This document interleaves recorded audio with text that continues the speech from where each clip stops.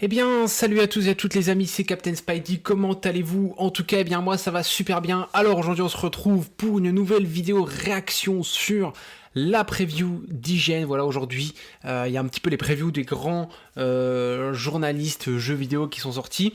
Je vais continuer sur mes vidéos réactions IGN. Il y aura peut-être une autre vidéo demain où je vais réagir au côté multijoueur du jeu, donc voilà, je vous tiendrai au courant, et je ferai peut-être une vidéo un peu plus globale sur en gros ce qu'il faut retenir des previews. Voilà, je vais un petit peu regarder les previews de tout le monde et je vais essayer de faire une genre de compile sur ce qui revient souvent et ce qui déçoit aussi parfois. Écoutez, je vous propose qu'on se met en plein pot directement et on est parti pour 8 minutes 30 de vidéo. Je vous regarde tout ça, peut-être qu'on aura du nouveau gameplay forcément et je vous donne mon avis après comme d'habitude. Allez, on est parti directement.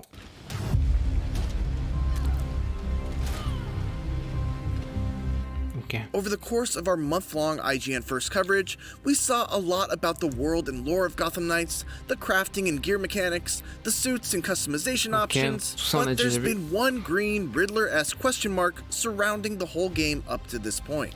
How does it play? Well, I played about 3 hours of it at a recent hands-on event, and the answer is, well, it's complicated. What's for certain, at least, is that Gotham Knights is a wildly ambitious effort that feels appropriately massive and dense, to the point where even a heavily guided 3-hour demo felt like just a scratch on the surface. Ok, bon déjà point intéressant, plutôt cool.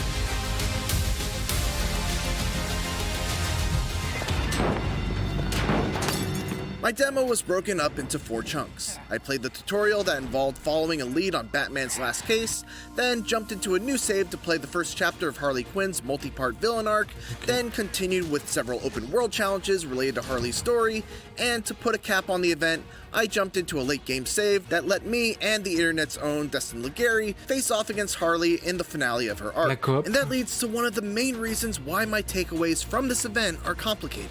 Gotham Knights is a game that is centered around building up your character, setting and understanding your own skills and gear, and developing your own playstyle. Something that I just didn't really get to do, since I was jumping around to different save files and trying out the different characters. Without that feeling of building up my own character and progressing through their skill tree, combat felt like it was missing a key ingredient. On a very basic level, Gotham Knights combat is built on the foundation of the Batman Arkham games. But once you get past the shallow waters, things go in very different directions. Here's where things will be familiar. You press the direction and the attack button, and your character gracefully spins, leaps, or slides towards the closest enemy for a quick strike that initiates a combo. Enemies will also telegraph their own attack with an icon that appears over them, giving you plenty of time to dodge out of the way to avoid damage. It's all super smooth, there are a ton of slick animations, and you're even rewarded for timing your button presses as opposed to just button mashing, just like in the Arkham games.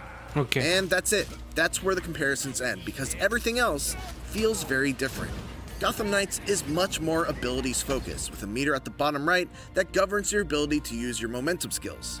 As you'd imagine, you gain meter by dealing damage and using your dodge to avoid attacks with good timing. Once you fill a bar, you can use one of your 8 equipable momentum skills for a variety of different uses. Red Hood has a close-range throw that deals a ton of damage to a single target. Robin has a holographic distraction that he can throw down to take some heat off of him and the team. Batgirl can toss out a Batarang barrage to deal a bunch of piercing damage right in front of her.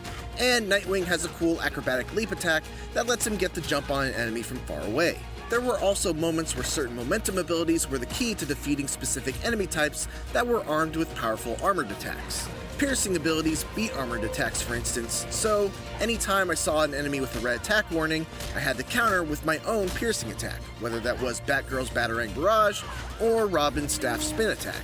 All of this sounds great, and I'm very much looking forward to the progression of getting to unlock new momentum abilities, purchase skills that synergize with them, find and craft new pieces of gear, add mods that further enhance certain effects, and find a preferred playstyle for each of my characters when the game actually comes out. My concern is how well that progression, those momentum abilities, the gear, and the deep well of customization options are going to be able to carry the whole experience, because, on a fundamental level, I found Gotham Knights combat to be very flashy, but also kind of bland. Fights quickly started to feel very routine, with very similar in every encounter, Petit bug de vidéo et on est I had to reparti. mix up my tactics, not because I was being forced to, but just to try to make things a little more interesting. Ouais. My favorite character ended up being Red Hood because he excelled at a hybrid style of both range and melee, which felt quite different from what everyone else was able to do. Plus, he had some neat tricks, like being able to grab an enemy, place a bomb on them, and then kick them away ouais, so ça, you c'est can stylé. explode the bomb with a gunshot. The other characters have their fun surprises too. They all generally control the same, which makes jumping between them very easy, but they each have their own combat/stealth focuses and playstyles that are defined by what you put points into on their skill tree. Batgirl can be built to be a single target DPS machine, or a nearly uninterruptible tank that can self-revive, or a stealthy hacker that can make herself invisible to security cameras. Nightwing can build himself to enhance his jumping abilities and deal massive critical hit damage. He can become a slippery acrobat that gets extra dodges and faster momentum meter gain, or he can be built more like a team leader designed for co-op play. Red Hood can lean more heavily into his range attacks by giving them higher crit chances and more damage. He can become more of a close-range bruiser that aims to get in and grab his opponents, or he can increase the damage he deals towards various different factions of enemies. And finally, Robin can build himself to have a game plan centered around his decoy. He can become a true Batman successor by investing in stealth skills, including Arkham game mainstays like Vantage Les animes takedowns, sont plutôt or cool he can pour le focus on coup. gadgetry and elemental damage. Just by glancing at the skill tree, it's easy to see that there's a lot to get excited about for each character every time you gain skill points. And that's where I'm torn on Gotham Knights. When I look at the skill trees, the locked momentum abilities, the wide variety of suits that I can unlock, and I think about going through it all with a buddy and taking on more challenging missions, I can't help but get excited at the idea of what Gotham Knights could be. But in my playtime with this demo, things were very far off from that idealized version. Beyond combat, Gotham Knights is very impressive. The city of Gotham is absolutely gorgeous. The many different modes of traversal are all fun in their own way, whether that's by motorcycle, Batgirl's glide, Nightwing's glider, Red Hood's mystical air hops, or Robin's short-range teleportation. The Belfry seems like an awesome headquarters full of optional conversations that deepen the relationships between the four heroes. And you can even play Spy Hunter. Ok. Bon bah And pourquoi the pas. cooperative play feels extremely well implemented. Since the demo was so focused on the Harley Quinn subplot, I didn't get much of a feel for the overall story of Gotham Knights and how the Court of Owls fits into everything, but I'm very into what I've seen of the characters so far. There are great dynamics between each of them, with the standout for me being between Red Hood and Nightwing.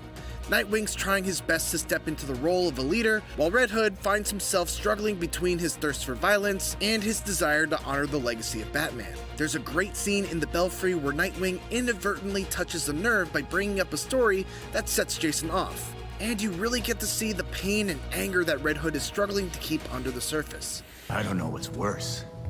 Having a chunk of my life taken away from me, or coming back to everyone thinking I'm gonna snap.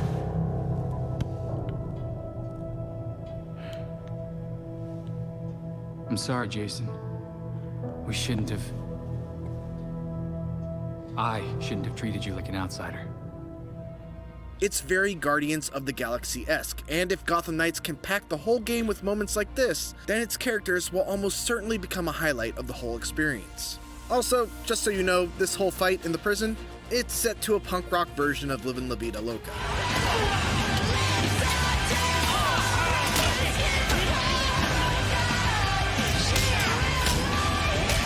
Ok.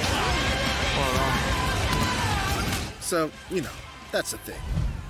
Gotham Knights is not an easy game to demo, and while I walked away from my hands-on time less than impressed with many aspects of combat, I still found myself interested in playing more. We'll see how it all comes together when Gotham Knights releases on PS5, Xbox Series X and S, and PC en octobre. Ok, eh ben écoutez, j'ai trouvé ça vraiment intéressant. Et, encore une fois, voilà, comme je vous ai dit, je replongerai vraiment dans les différentes reviews pour avoir un petit peu un avis un peu plus global sur la chose. L'avis global, de toute façon, se fera quand on aura la possibilité de jouer. Mais ce qui ressort, c'est que ça a l'air très profond dans la narration, et ça c'est quelque chose que moi j'accorde beaucoup d'importance dans un jeu, c'est de raconter une aventure. Le gameplay a l'air vraiment basé, et je pense que d'après ce que dit le personnage, enfin le mec qui joue, c'est que, étant donné qu'elle a fait une session de 3 heures avec des builds de sauvegarde différentes, il n'y avait peut-être pas cette sensation grisante de voir ton perso évoluer, et ça c'est peut-être quelque chose qu'on verra un petit peu dans le jeu. Comme on l'avait évoqué, il y a la différente possibilité d'incarner le héros que vous voulez et la façon dont vous voulez qu'il soit, avec du hack, avec de la distance, etc. etc. J'ai vraiment hâte. Là, ça y est, on est à quelques jours maintenant, quelques semaines de la sortie. Je vais vraiment plancher dessus. J'ai vu un gameplay d'à peu près 20 minutes de la coop. Ça a l'air d'être vraiment plutôt abouti. J'ai pas eu tout le temps de regarder, mais encore une fois, j'ai hâte de vraiment démarrer ce let's play là. Je pense que ça va être vraiment intéressant, surtout que je le fais avec Max, etc. Vous aurez, je pense, 2 épisodes par semaine, 2 ou 3 épisodes par semaine. Je vous tiendrai au courant de toute façon dès lors que la sortie du jeu se fera, avec les rythmes des sorties, etc. Écoutez, j'espère que cette vidéo vous aura plu. Je pense, c'était vraiment une vidéo à chaud comme ça. Je vous ferai vraiment une vidéo beaucoup plus concrète sur tout ce qu'il faut savoir et retenir. Écoutez, d'ici là, prenez soin de vous. Je tenais à vous remercier puisqu'on est proche des 3000 abonnés, donc c'est vraiment encourageant pour moi, et cette fin d'année, en termes de sortie de jeu et de let's play, va être plutôt intéressante. Bref, d'ici là, prenez soin de vous. Ciao, ciao tout le monde. Bye bye.